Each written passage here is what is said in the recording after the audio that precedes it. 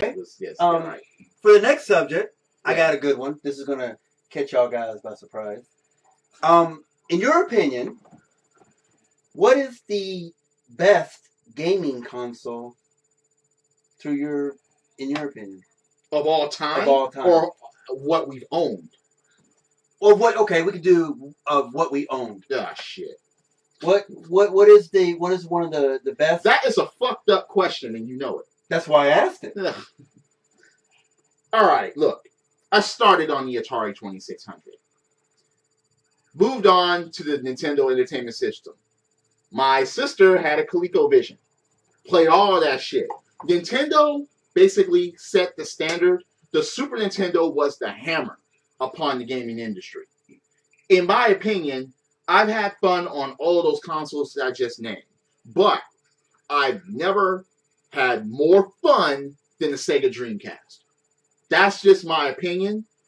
Most of the games that I played on it were great. The games I own on it are great. I never threw my fucking controller. On a Nintendo, I have. On the Atari, I threw my joystick. That's a new system now. Atari. I get one of those. An Atari 8,000 bit Atari. No, but I've thrown my joystick on the Atari. ColecoVision, the foam fucking knob shit. I slammed that down a couple of times. Never tossed a Dreamcast controller, though. I guess those games didn't frustrate me. But even the Sega Saturn, I fucking spiked. But the frustrating games like NES, hard, were still fun. Oh, okay, fine. There's no debating that. There's no debating that NES games. That is if you think being frustrated is fun. No, frustration is not being fun. But look at the reward after you beat that shit. After you was frustrated for so long, like, yeah, I beat it. Your status goes up too. Well, back then, you beat that game? Yeah. What's the ending like? Beat that shit yourself. Beat that shit yourself. That's what I'm saying. Your social status went up. Oh, you beat it too? Come here, let's talk about Let's talk about this. What did you think about that? Yeah, exactly. Oh, yeah, so you really did beat it. Yeah, I really did beat it. What you would say was Mine was a Dreamcast. But was that a defining system for you? As in, does it create? I said did earlier. That create you as the gamer? I said earlier it was the Nintendo and Super Nintendo that did that. That actually brought the gamer out. Yes. That you started on, but it elevated up. It was Nintendo fever and Super Nintendo dominance. And then you said you reached your pinnacle at the Dreamcast. Yes, I did. And then, so the PlayStation, Xbox didn't. Oh no! I had fun on those systems, but just not as much fun as the Dreamcast. But once again, what about the Sega Saturn? The Sega Saturn was fun, but again, I still put not limited, but again, I put the Dreamcast above that. It just had, for me, the quality of gaming itself was better. And I think one thing too, what really got me too was that I'm still an avid RPG player, and that's pretty much where I went. Whatever systems were. Well, that was another thing I was about to touch on too. It really depends what games were on it and what games were meant for those people. I really love fighting games. I love fighting games. I love shooter games. I love beat 'em ups. And at that point, with the Dreamcast, it had the fighting games. It had shooters on them that I would still play to this motherfucking day. So what about you? What console would you say? As my defining console? Yeah. I would go with, that's a tough one, man. That is a messed up question. I love it how you reversed that on me. I was expecting it. What do you mean reversed it? We're not going to talk about it. The NES is my defining system. Simply because that's what I grew up with. I mean, I did catch on with the Dreamcast. I did like the Dreamcast. But to me, the Dreamcast was more of a... Dreamcast did fighting games translation from arcade to home perfect. You win. I mean, there was no... You win. Straight... That was it. For fighting games, if you were a fighting game, Well, you can actually say that about the Saturn, too. Yes. But... for action adventures and stuff like that, I mean, there were, but I have to say the NES and the SNES, maybe the NES take a slight edge over it because that's what really got me in, the Zeldas, the Metroids, the Kid Icaruses, the Akari Warriors. I know everybody don't like that. I actually liked it. you know, that was my defining system because I remember when I got mine and I first played that Mario Brothers, and you know, you're lying if you knew what to do when those little Goombas were coming up at you and you didn't and you didn't know to jump over them, man. You just running into them. Wow. And something it's just eyes, mushroom face. Yeah. And feet just scream danger, right? that's coming your direction. I think you would, get out of the way or something. But the NES, I have very fond memories because I got my NES, I think 85 Christmas. I actually got it pretty much right at the release. Mm-hmm. And I played Mario and Duck Hunt. And that was just... When they were individual cartridges? I had them individually, and I also had the... I think I bought the one that had the two together. The Duck Hunt and I think the one I had. It was a set. It was a set because I had the zapper with it. See, I got mine years later, and I had the Super Mario Brothers Duck Hunt with the zapper and two controllers, and I was shooting ducks all night. And clay shooting. Oh yeah. You know, I mean, we used to go to my my uncle's house because he had one, and we just sit there for hours and hours just get an NES with a zapper.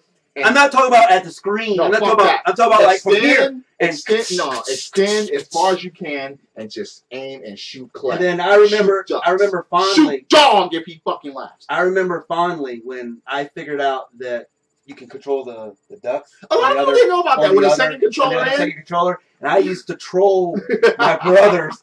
Like, you can control the ducks? See, it's like, and I said, what are you talking about? You know, I kind of put I put the controller away. Like, but yeah, I mean, the NES. NES. The reason why I think it's a defining system is simply because it brought. But it defined me, and I think it defined the industry because it brought the industry out of the ashes that was once Atari. Well, yeah. It just, I mean, I don't have nothing against the Atari. I played the Atari just like everybody else. But I think what the problem was that the quality check, you know, that the Nintendo actually, you know, you could only make, you know, they were only giving chips out to certain people. And you could only make... They wanted to regulate that. Correct. They didn't want the same thing to happen. Yeah. And for one, you got to admit that the Nintendo, what's that called? Marketing policy was one of the best. They did not market it as a gaming system. No. They marketed it as a toy. Oh, no, it's a toy. It comes with this robot. It's a toy. And that was just pure genius. Oh, yeah. But don't get me wrong, because, I mean, Super Nintendo, I loved it because that, like, I agree with you, Theme, that it was the pinnacle. It was just like, I mean, when I first set eyes... When you think about gaming today, for the most part, most games that come out want to be somewhat of a game like that was on the Super NES. Secret of Manas, the Zeldas, the Metroid. Every genre that was out. And it was like, oh my god. And then I was fortunate enough to be able to have friends that actually owned the Genesis as well. So I got onto the Genesis a little bit too. And then with the Genesis and the Super Nintendo wars that went on, the first console wars, you know, I mean, blast processing. Legitimate console wars. Blast processing. I mean, as a kid, you're like, blast processing. And then they showed Mario Kart and they showed Sonic going 100 miles. It was pure genius on Sega's part. And I was just like, you're like, whoa, I got to get that. But, yeah, for me, I think that the NES is definitely a defining system for me. So, that's my opinion. Now, Reverend? All I'm saying is that there's way too much excitement about beating and conquering and male testosterone going back and forth. It all sounds really, really phallic. Suck down that bottle. Suck down that bottle. We're gamers. I'm just saying. We have passion for what we believe in. I'm just saying. It sounded really phallic, and both of you guys got really excited. Because we're gamers and we like gaming. So yeah. Oh, well, my defining system was... We're not going to be doing that. We're not going to be a sloth. I'm sorry, man. Well, hey, Flash. I like the NES. You want to hear about... You know, the Super Nintendo was... We're not going to do that. We're not going to be doing that. Come on, hey, Flash, you want to hear a joke? So what is your system? Yeah. You have and we expect you to have as much enthusiasm as both of us. No, he doesn't have to. Nah, I just... Testosterone, man. Because we're men. Yeah, because we're men, yes! We... No, it just sounded really, really phallic, all right? So? borderline gay. No, it's not. Like aggressively gay too. No. All right. Well, We you're didn't say between us. we didn't say I wanted to put my dick in the Nintendo. No. I want to make love to Mario. They didn't do that. A lot of veiled circle jerks. Video games make friends, alright? That's all I'm saying. Okay. Oh, Jesus Christ. All right, back to the case of point. Alright. Your defining system. Okay, go. My defining system? Okay, I can tell you what, let's see here, probably, okay, during grade school there was the NES and Super Nintendo and everything else, but, I didn't actually own my first system until I graduated high school. Alright. That was the Super Nintendo, and then shortly afterwards I went ahead and I got myself a PlayStation. Alright, a PS1. PSX. I have quite a collection on that. I know that over the time that I've owned, from my first one, I probably owned 6 or 7 of those consoles total. I mean, who hasn't, though? Yeah. And yeah, when I was up there in Washington State and moved down on my own and everything else, that was pretty much one of the things that I had in my baggage and everything. That was part of me becoming who I am right now. All right, great system. Like it. When a lot of folks were honing their skills and like jumping, like making these what is it? These huge quantum leaps in skill in 2D games. I was playing Tekken. Oh, Right. Tekken. Yeah. I started jumping into 3D games a lot. And then I, just actually came back into playing a lot of 2D games a little bit later after that. Because the only thing I really played that was 2D after that I kind of dedicated myself to was Darkstalkers. Oh, it was my mostly God. actually Night Warriors, Darkstalkers 2, Yeah. and Samurai Shodown 2. Fond memories of that game. Oh, yeah. Yeah. But yeah, there's the PS1 has been like, yeah, it's got a special place in my heart. All right. The Super Nintendo, like I said, Super Nintendo. I've got the majority of all the systems, but the Super Nintendo and the NES. Like I said, I didn't own my first console until I almost got out of high school, and like I know the NES and the Super Nintendo that I got, I inherited them off of somebody else. All right, they were somebody else's before they got into my hands. All right, but the PlayStation that I bought, the first one that I bought, that was the first one that I bought and I owned on my own. So, yeah. It's funny because when I got a PlayStation, it was for my birthday.